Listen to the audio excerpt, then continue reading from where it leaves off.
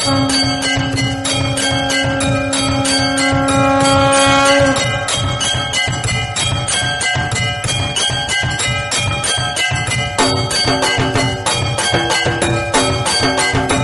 महाकाल, हर हर महादेव। पंचामृत YouTube channel में वैदिक हिंदू धर्म के बारे में कुछ रोचक तथ्यों से अवगत करने से पूर्व आज हम आपको एक छोटा सा एनिमेटेड वीडियो क्लिप दिखाते हैं। राम नाम सत्य है, राम नाम सत्य है, राम नाम सत्य है, राम नाम सत्य है, राम नाम सत्य है, राम नाम सत्य है। देखा, जहां तक मैं अपनी बात करूं तो मुझे इस आवाज को सुनते ही मन में एक क्षणिक वैराग्य उत्पन्न हो जाता है। लगता है सब व्यर्थ है, एक दिन यही सबके लिए, यहां तक कि मेरे लिए भी गाया जाएगा। फिर इतनी हाय तौबा क्यों? आपने देखा होगा कि हिंदुओं में शव यात्रा के दौरान परिजन और मौजूद लोग पूरे रास्ते बार बार राम नाम सत्य है, सत्य बोलो गत्य है कहते हैं। आपने अपने जीवन में कई बार सुना होगा। क्या आपने सोचा कि इसका क्या अर्थ है? यह क्यों बोला जाता है? आखिर शव यात्रा के दौरान ये क्यों कहा जाता है और इसके पीछे क्या कारण है? जी हाँ, आज के इस वीडियो का यही विषय है। मलमास में मैं आपको इसका रहस्य बताता हूँ कि शव यात्रा में राम नाम सत्य है कहने के मुख्य कारण क्या क्या है और इसके पीछे की एक प्रसिद्ध प्रचलित लोक कथा आदि।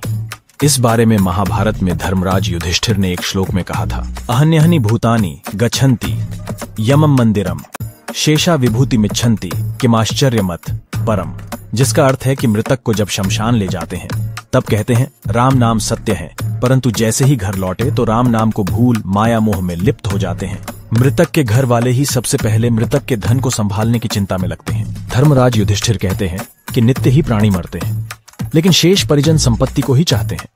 इससे बढ़कर और अधिक आश्चर्य क्या हो सकता है? आइए शव यात्रा के दौरान जोर जोर से राम नाम उद्घोष करने के सभी कारणों पर प्रकाश डालते हैं।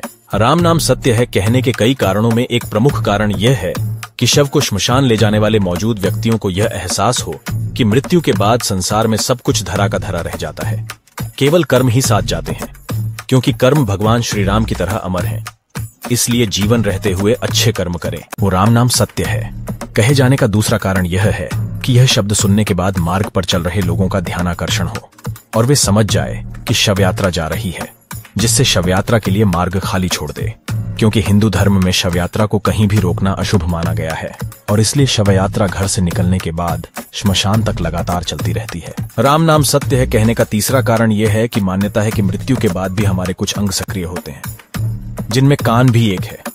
इसलिए अंतिम समय में अमृत रूपी राम का नाम लिया जाता है, जिससे यह शब्द मृतक के कान में जाए और उसे मोक्ष की प्राप्ति हो। चौथा कारण है शक्ति की अभिव्यक्ति।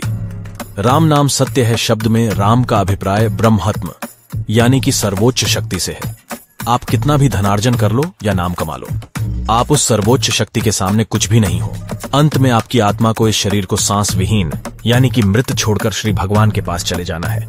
यही परम सत्य है। इस परंपरा के पीछे एक कारण यह भी है कि यह जीवित प्राणी मात्र को यह संदेश देता है कि मान लो यह सब कुछ एक भ्रम है। इस दुनिया से यह व्यक्ति हमेशा के लिए रवाना हो चुका है। जो अभी कुछ समय पूर्व तक हमारे लिए सब कुछ था, अब उसके पृथ्वी के सारे रिश्ते नाते समाप्त हो चुके हैं। अतः भगवान को छोड़कर सब कुछ यहाँ एक भ्रम है। अगला कारण यह है कि कुछ लोग इसे एक बीज अक्षर मानते हैं। हिंदू शास्त्रों के अनुसार राम नाम सत्य है, एक बीज अक्षर है। इसको जपने से बुरे कर्मों से मुक्ति मिल जाती है। ये परम सत्य है कि आत्मा अपने कर्मों के अनुसार एक दूसरे संसार में उत्पन्न होती है। कुछ लोगों का मानना है कि इसको जपने से मृतक के परिजनों को मानसिक शांति मिलती है। मृत्यु के बाद परिजन दुख और वेदना में डूबे होते हैं।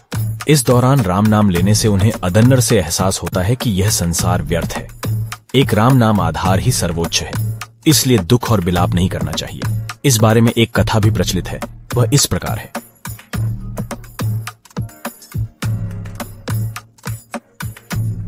एक समय की बात है जब तुलसीदास अपने गांव में रहते थे।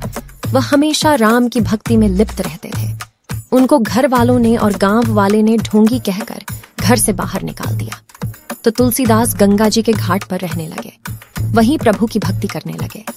जब तुलसीदास रामचरितमानस की रचना शुरू कर रहे थे, उसी दिन उसके गांव में एक लड़के की शादी हुई और वो लड़का अपनी नववधू को लेकर अपने घर आया। रात को किसी कारणवश उस लड़के की मृत्यु हो गई। लड़के के घर वाले रोने लगे। सुबह होने पर सब लोग लड़के को अर्थी पर सजाकर शमशान घाट ले जाने लगे। तो उस लड़के की पत्नी भी सती होने की इच्छा से अपने पति के अर्थी के पीछे पीछे जाने लगी। लोग उसी रास्ते से जा रहे थे जिस रास्ते में तुलसीदास जी रहते थे। लड़के की पत्नी की नजर तुलसीदास पर पड़ी। उस नववधू ने सोचा, अपने पति के साथ सती होने जा रही हूँ, एक बार इस ब्राह्मण देवता को प्रणाम कर लेती हूँ। वह नववधू नहीं जानती थी कि ये तुलसीदास है। उसने तुरंत तुलसीदास को पैर छूकर प्रणाम किया। तुलसीदास बोले, अखंड सौभाग्यवती भव।